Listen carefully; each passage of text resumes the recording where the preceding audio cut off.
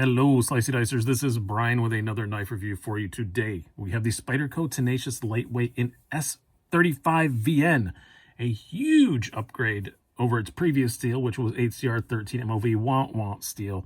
This is part of Spyderco's Chinese-made lineup. They're more budget-oriented knives, but this one, not so budget. The HCR version of the lightweight Tenacious is $45. This is $98. So as near as not to matter, double the price. We'll talk more about that in the conclusions, whether or not I feel like it's worth it.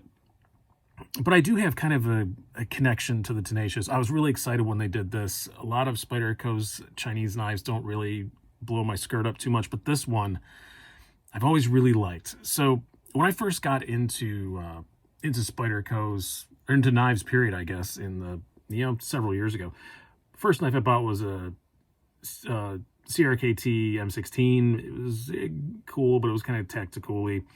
So I went and got a Tenacious, which I got the most tactical Tenacious you could get. I got the coated blade, partially serrated, blacked out.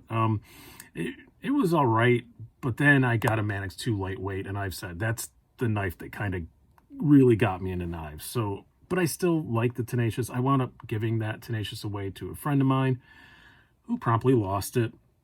And then a year or two later, I wound up buying my son a carbon fiber handled Tenacious. That's what he wanted. I bought him that.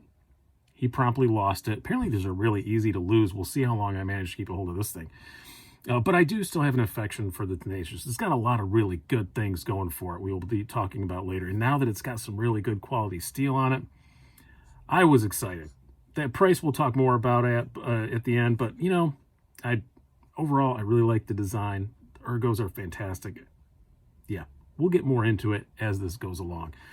But let's do some specs and some size comparisons first. If you're not familiar with the Tenacious, it's been around for a long time. They make smaller ones with similarly kind of sounding names and bigger ones and all that kind of stuff. I hope this S35 thing expands to those too. That would be cool. But on the Tenacious, we're using a different background here. So I'm sorry you're not going to see the squares when I do the stats. I know a lot of people like to see that, but my background with the squares is purple, and this disappears on it.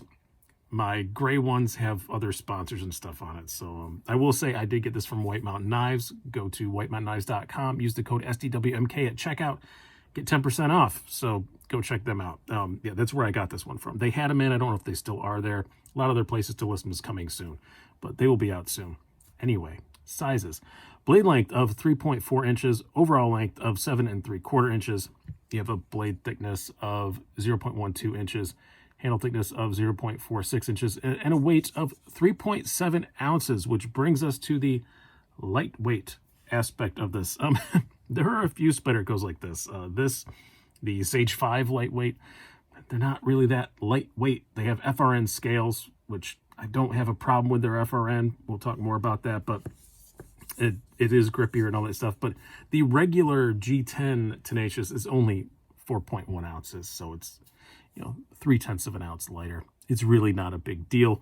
If you go by the stats, it's even less than that, but this weighs a little bit less than what their stats say. I think they claim 3.8. It's actually 3.7. But yeah, just wanted to get that out of the way. It's not that lightweight. It just depends on which handle material you want. If you want the grippy FRN or the nicer looking G10. So size comparisons. We're going to start out with some Benchmates because I'm going to do quite a few Spydercos when we get to that point. So you have your Benchmade 940. And the full-size bug out. So you can see more in the 940-ish length range than the bug out length range. The bug out has some schmoots on it. And now we'll get to the Spydercos. We'll start out with the usuals. We will do your Paramilitary 2. Slide these down a little bit. And the Para 3. So it's almost dead on halfway between the two of them. And now we will do one that's an actual lightweight and one that comes in a lightweight version, but I don't happen to have that one. But we have what I wound up changing to from the Tenacious. This is the Manix 2 lightweight in the Maximet version. And the Sage 1 and the Maximum. The Sage 5 comes in a lightweight, which is exactly the same size. I actually have a Sage 5 here. Yeah, it's exactly the same size. I just use the Sage 1 because it matches the theme, but yeah, you can see. So you can get a Sage 5 in a lightweight with a compression lock, but again, it's really not that much lighter weight than the standard one. I prefer the standard in that particular case. So there we are with that. Now, let's talk more about this knife. It only comes in this blue, by the way. This is the only colorway you can get. So if you like it, you like it. If you don't, you don't. It is a very, very nice blue. I think it's very well finished, you know, especially for coming from the Chinese factory. No problems there. The centering was perfect, all that stuff. Everything's shiny that should be shiny. Everything that isn't. No sharp edges, anything like that. It is really well done FRN. I know it's fancy plastic, but Spyderco does a pretty good job most of the time. The Japanese ones, I don't know so much about, but the Chinese ones and the ones from Golden and the ones from Taichung, the FRN's usually pretty nice. The blade on it, it's 18 thousandths behind the edge, full flat grind, very high full flat grind. It's only 0.12 inches thick. It's a really, really, really good slicer. The Tenacious always has been. As a matter of fact, my friend who I gave mine to, my partially serrated one, what he loved about it is he does photography with like action figures and stuff. And he said like cutting the foam blocks and all that stuff, it would just go through it so much cleaner and nicer than anything else. And I did have to sharpen it for him a couple times before he lost it. But I'm not giving him this one. Tip on it, not too bad for a Spyderco. Sometimes they can get a bit dainty. This one definitely isn't. I mean, it is compared to some others, but for an EDC knife, not too bad at all. Ergos, same outstanding ergos that you get from that's one of the best things about the Tenacious. It's just awesome in the hand. It's very, very good. Very, very grippy on this FRN, but not sliding out of the pocket, which we'll get to in just a moment. But it is very grippy. It ain't going anywhere. It's not uncomfortable or anything. It's not like to tear your hands up or anything, but it is extremely grippy. If you don't like that kind of feel, if you have kind of a thing where you don't like a lot of texture on a handle, then this is not the knife for you. But yeah, love the ergos. Great blade. Now, I don't have a ton of experience with their Chinese S35VN. I don't know how the heat treated over there. I'm not really sure. It's obviously not a Chinese steel, but you know what I mean. I don't know the S35VN from the Chinese factory because this is the first one as far as I remember. So that will be something to figure out longer term, but just as far as using it, you know, for a couple of days, it's been great. Now, how does it carry? First up, one of the things that's great about the Tenacious and all the other ones, or a lot of the other ones in this kind of line, they are 4-way adjustable pocket clips, so they are right hand, left hand. They don't come in left hand versions for the liner lock, but as far as carry goes, they're fully ambidextrous, and you can see it better on this side. Very grippy, but where the pocket clip lands, it just hits the logo. So it slides in and out really easy.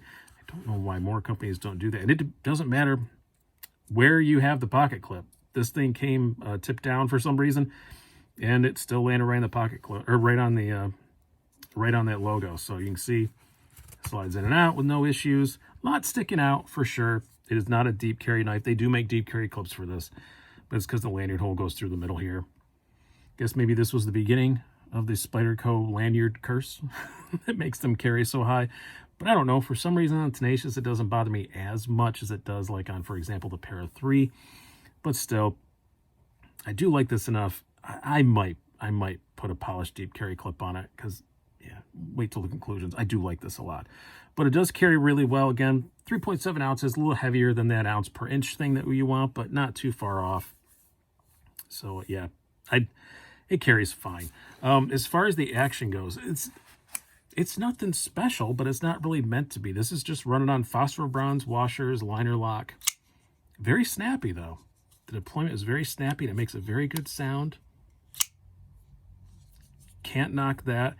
Not drop shutty at all. You really give it a few shakes. Now if you hold the liner over it, you can get it to go a fair bit and then, you know, go down that last little bit of the way.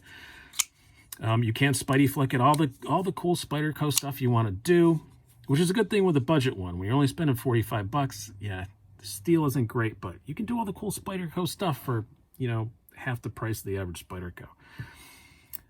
On this, you're paying a bit more, which brings us to the conclusion. Is it worth $98? Can you get S35VN cheaper? Yeah, I mean, even from American-based companies. This isn't American-made, but American-based. You know, SOG Terminus comes to mind. I think those are a little less than this. You know, there's other stuff with S35 that's a little less. Definitely some of the other Chinese brand. I know the CVV Pintail, I think, is less than this. You know, I'm just going to say there is still a bit of a cachet to the Spyderco name. And if you want the Spyderco name and you want to pay a little bit extra for it, maybe that's what you're doing, but I think a whole lot of people will. I know when I first came into the knife world and I bought my first regular Tenacious, I knew I was paying a little bit extra for the name. Now, that was years ago. That amount you pay extra for the name has grown exponentially since then, but still, I think a lot of people will go for it. At the end of the day, it's not horribly priced. $100 for S35VN ain't the end of the world. And the ergos are awesome. The blade is really good. It's got 4-way carry. It's going to be a great knife for really getting stuff done because the ergos are excellent. The action is very smooth, if not exciting. It makes a great noise. It's a genuine Spyderco. I'm not going to say it's worth it, but I'm not going to say it's insane either. I could totally get why someone would drop $98 on one of these. And I like the look of it. I think it's one of the better looking Spydercos of the entire line. I think just the way it flows is really nice. The quality seems pretty good, at least on this one example that I have. I admit I haven't had a ton of the Chinese Spydercos, so I can't go, you know, I can't remember back to back. They haven't done a lot of new Chinese ones in quite a while. So, and since they did the last Tenacious lightweight, which I'm realizing at this moment, I cannot recall whether or not I actually reviewed. But anyway, I'm very excited it's an S35VN and a proper steel because it is a knife design that I really, really like. If you like the design, it's probably worth the $98. If you're ambivalent about the design, it's absolutely not worth the $98. There. I finally came up with a conclusion. It took me 2 minutes of yammering to do it, but there's my conclusion. You like the design, buy it. You don't. So there we go. The Spyderco Tenacious Lightweight S35V. I hope you guys have enjoyed this. I've been Brian. Have a good one.